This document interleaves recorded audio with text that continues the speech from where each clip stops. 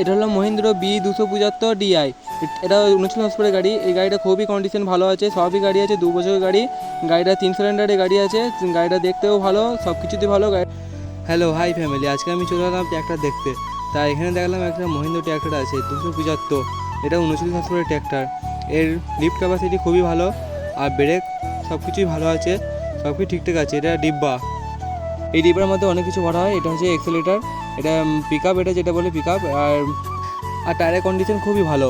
এখানে দেখতে গেলে টায়ারটা মোটামুটি 2 বছরের গাড়ি, ঠিক আছে। তারপর আমি তোমাদেরকে দেখিয়ে দিলাম এই গাড়ির লুকটা দেখো খুবই ভালো। আমার এই চ্যানেলে যারা নতুন এসেছে তারা সাবস্ক্রাইব করে দিও, লাইক কমেন্ট শেয়ার করো বেশি বেশি করে, যেন আরও ভালো লাগে আমার। তারপর আমি এবার ক্লাস পেডালটা চেক করলাম। ক্লাস পেডাল চেক করতে গেলাম যে খুবই ভালো, খুবই নরম আছে, সফট আছে ক্লাস পেডালটা।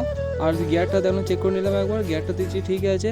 তারপর আমি এবার গাড়ির উপরে উঠেই বসলাম, দেখি কেমন লাগে গাড়িটা দেখতে। গাড়ির উপরে উঠতেই দেখা গেলো যে গাড়িটা খুবই ভালো লাগলো, কমফোর্টেবল লাগলো, এবং স্ট্যান্ডটা ঘুরে দেখে নিলাম একবার। আর তোমাদেরকে দেখিয়ে দিলাম আমার পেছনটা গাড়িটা ব্যাকে আছে, ফাল কেজে লাগানো আছে গাড়িটা, কারণ কাদা চলছিল। লিফট ক্যাপাসিটি খুবই আলগা আছে, খুবই ভালো আছে, সব কিছু কন্ডিশন ঠিকই আছে গাড়িটার মধ্যে।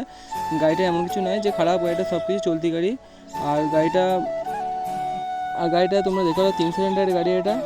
আর গাড়িটার মধ্যে সব কিছুই কন্ডিশন ঠিক আছে। তারপর আমি একটু দূরে সরে গিয়ে গাড়িটা কাদা লেগে আছে, কারণ গাড়িটা চাষে চলছিল তো, তাই গাড়িটা কাদা লেগে আছে। গাড়িটা খুবই ভালো গাড়ি, 2 বছরের গাড়ি এটা।